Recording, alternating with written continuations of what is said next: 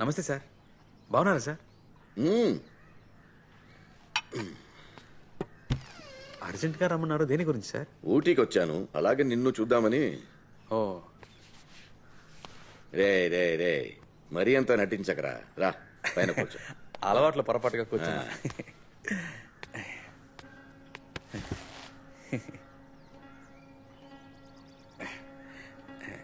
నాన్న కొనిచ్చారు సార్.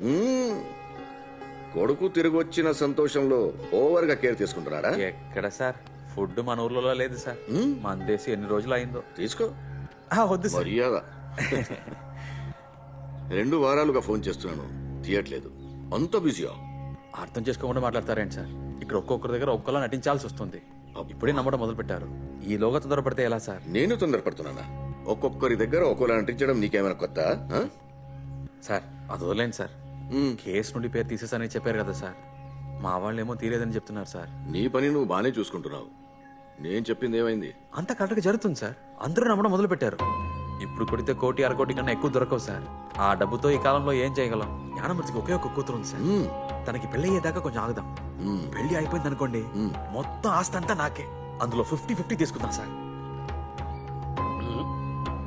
నిన్ను నమ్మడానికి వీల్లేదు, నువ్వో దొంగ. మీ వాళ్ళలో ఒక్కడిని చూసి నువ్వే పెళ్లి చేసి పంపొచ్చు కదా, పని త్వరగా పూర్తవుతుంది, మొత్తం ఆస్తి నీకే తగ్గుతుంది. నన్నెందుకు వెయిట్ చేయమంటున్నావు? సార్ టైం అయింది సార్, నాన్నతో కలిసి పార్టీ ఆఫీస్కి వెళ్ళాలి. ఏం కంగారు పడకండి, కొంచెం ఓపిక పట్టండి, అంతా వర్కౌట్ అవుతుంది సార్. వస్తాను సార్. హలో, ఈ ప్లాన్ బీసీ ఇవన్నీ వద్దు. మెట్టుపాళయం ఇన్స్పెక్టర్ నీ విషయంలో చాలా ఆత్రంగా ఉన్నాడు. నీ జాతకం మొత్తం ఇందులో ఉంది. ఇది తన చేతికిస్తే నమిలేస్తాడు.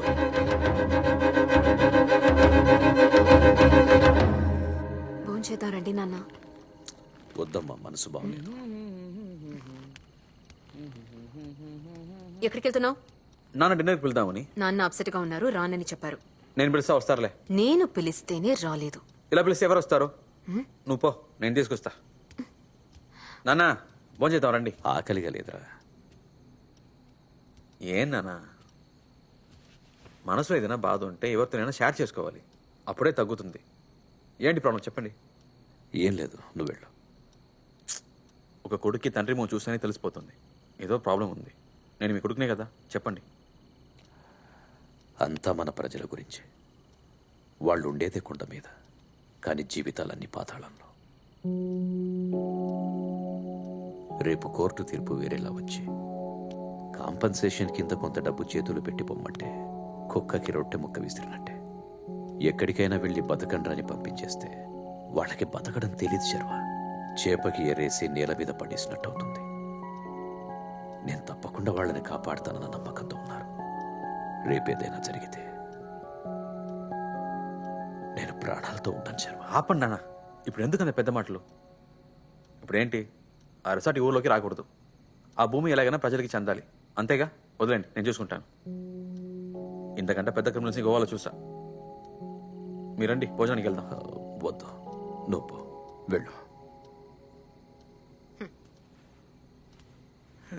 నాన్న, అక్కతో మిమ్మల్ని భోజనానికి తీసుకొస్తానని చాలా బిల్డప్ ఇచ్చాను, అసలే తను నన్ను పట్టించుకోదు. ఇప్పుడు మీరు రాలేదనుకోండి, కాండ్రి ఇచ్చిన మొహం మీద ఉమ్మేస్తుంది. రండి నాన్న, భోంచేద్దాం.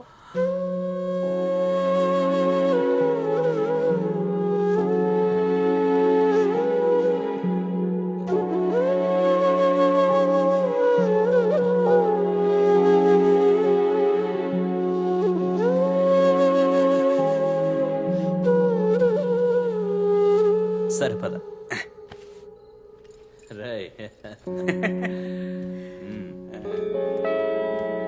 ఎవరో నాన్న రాడని చెప్పారు. నాన్న రెడీ, భోజనం రెడీయా?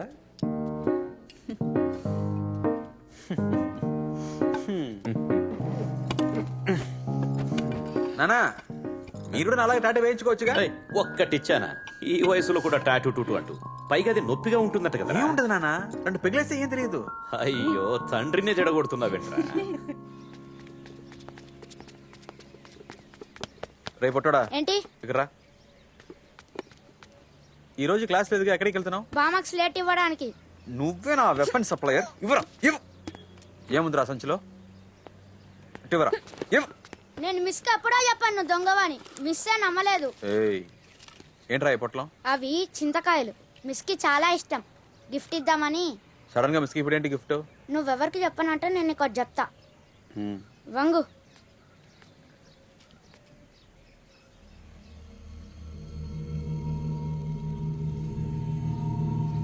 అమ్మా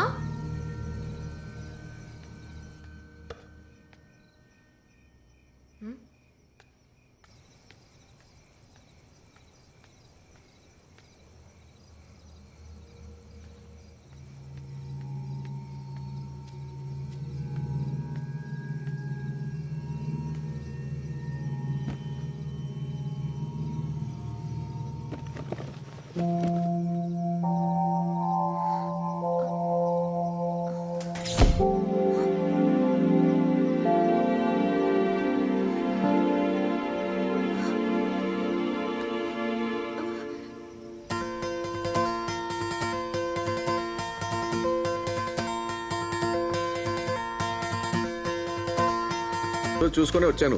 ఆట పాట అందరూ చాలా సంతోషంగా ఉన్నారు. అవునవును, చాలా సంతోషంగా ఉన్నారు. ఇంకా మీరు బానే ఉన్నారుగా? అస్సలు బాలేను సార్. ఏంటి సార్, పోలీస్ అయి ఉండి మీరే ఇలా అంటే ఎలా? పోలీసుగా ఉండటమే సార్ ప్రాబ్లం. క్రిమినల్ అయ్యి ఉంటే బాగా సంపాదించి ప్రశాంతంగా ఉండొచ్చు కదా. కొంచెం అర్థమయ్యేలా చెప్పండి. ఆ, కొంచెం ఫైనాన్షియల్ ప్రాబ్లం. హెల్ప్ చేయగలరా?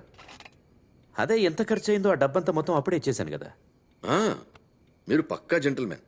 కరెక్ట్గా ఇచ్చేశారు. మరి ఇంకేంటి? మీకు కొడుకుగా నటించడానికి ఒకడు కావాలన్నారుగా, వెంటనే పంపించేశాను. బట్ విక్కీని సర్వగా మార్చడానికి డిఎన్ఏ టెస్ట్ అవన్నీ చేసి సైంటిఫిక్ గా చాలా ఖర్చయింది సార్. మెట్టుపాళెం ఇన్స్పెక్టర్ కరణ్ నన్ను చాలా ప్రూఫ్లు అడిగాడు. అందువల్ల ఒరిజినల్ డాక్యుమెంట్స్ రెడీ చేయడం కోసం కొంచెం ఎక్కువ ఖర్చయింది.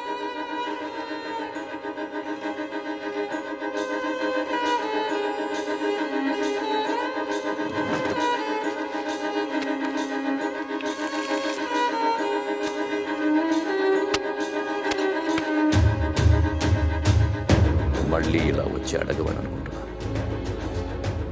ఇంకోసారి ఈ విధంగా లుచ్చగాడిలా ప్రవర్తించావు. అలా చెయ్యవు.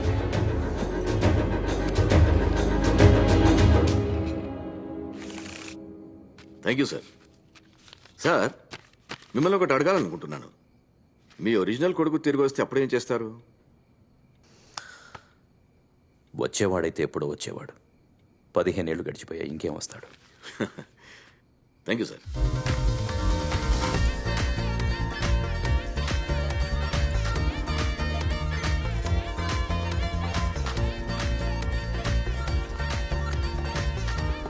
ఏంట్రా ఇది? అతను నిన్ను అంతగా నమ్ముతున్నాడు. నేను చెప్పింది గుర్తుందిగా? వెళ్ళొస్తా. మళ్ళీ రాకండి, నేనే వస్తాను. వెళ్ళండి సార్.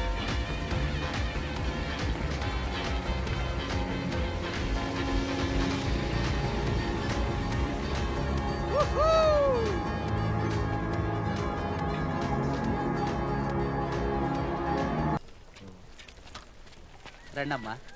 నాన్నగారు ఎలా ఉన్నారు? బానే ఉన్నారు. అంటే ఒంట్లో బాగాలేదని విన్నాను. ఇప్పుడు పర్లేదు. నాన్నగారిని అడిగాను చెప్పమ్మా. సరే. ఆవిడ తమ్ముడు. అయ్యో తెలుసు బాబు. సీతక్క రండమ్మా. ఏంటి పేరు పెట్టి పిలుస్తున్నావు? అందరూ తెలుసా నీకు? 14 ఏళ్ళగా వీళ్లతోనే ఉంటున్నాను. నువ్వు వెళ్ళిపోయాక 1 సంవత్సరం అంతా ఇంట్లోనే ఉన్నాను. నాన్నే నన్ను ఇక్కడికి తీసుకొచ్చారు. వీళ్ళందరి సమస్యలు చూసిన తర్వాత నాది పెద్ద సమస్య కాదనిపించింది.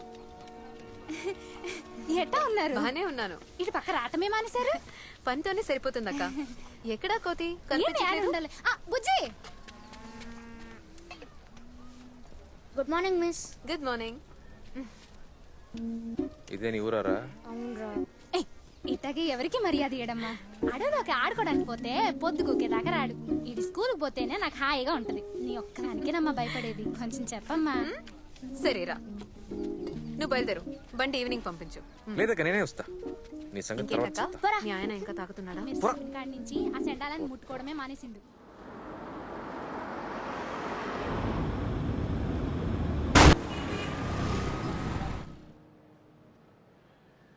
సరే, లారీ నెంబర్ తెలుసా? తెలీదు. ఆ లారీ మీద ఏదైనా రాసుందా? అదంతా చూసే టైం లేదు. నిజంగానే ఆ లారీ గుద్దడానికి వచ్చిందా? లేక నా దగ్గర సింపతి కొట్టాలని చూస్తున్నావా? ఏంట్రా బోండా నువ్వు మాట్లాడేది? నన్ను బోండా అన్నమంటే మొహం పగిలిపోద్ది.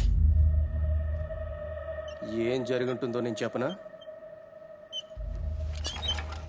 నువ్వే ఎక్కడో బండిని గుద్దేసి నా దగ్గరకు వచ్చి ఎవరో నన్ను గుద్దడానికి వచ్చారని చెప్తున్నావు. అలా చెప్తే నిన్ను అనుమానించే ఈ కరణ్ అయ్యో నా ఫ్రెండ్కి ప్రమాదమని కోపడ్డానికి వస్తాడని అనుకున్నావు. ఆ? నువ్వు ఈ ఊరికి ఎందుకు వచ్చావో నీ ప్లాన్ ఏంటో అంతా నాకు తెలుసు. ఎంతో కాలం ఉండలేవు తమ్ముడు, ఇరుక్కుపోతా. బయటికి పోరా.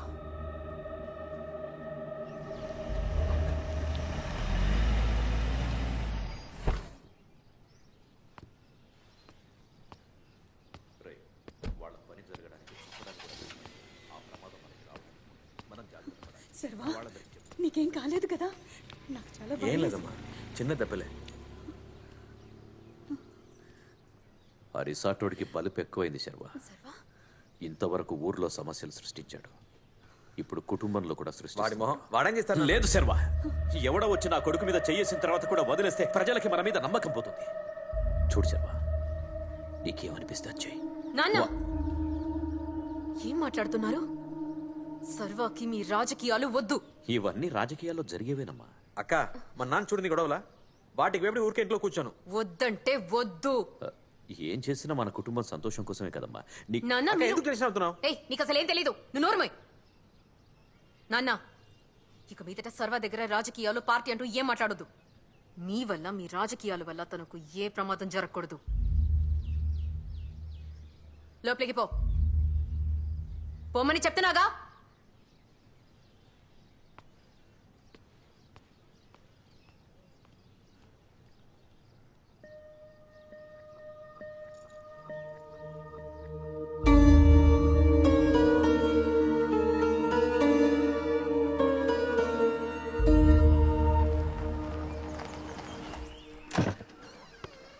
ఎస్, నమస్కారం, నా పేరు మన్మోహన్. మీతో కొంచెం మాట్లాడాలి.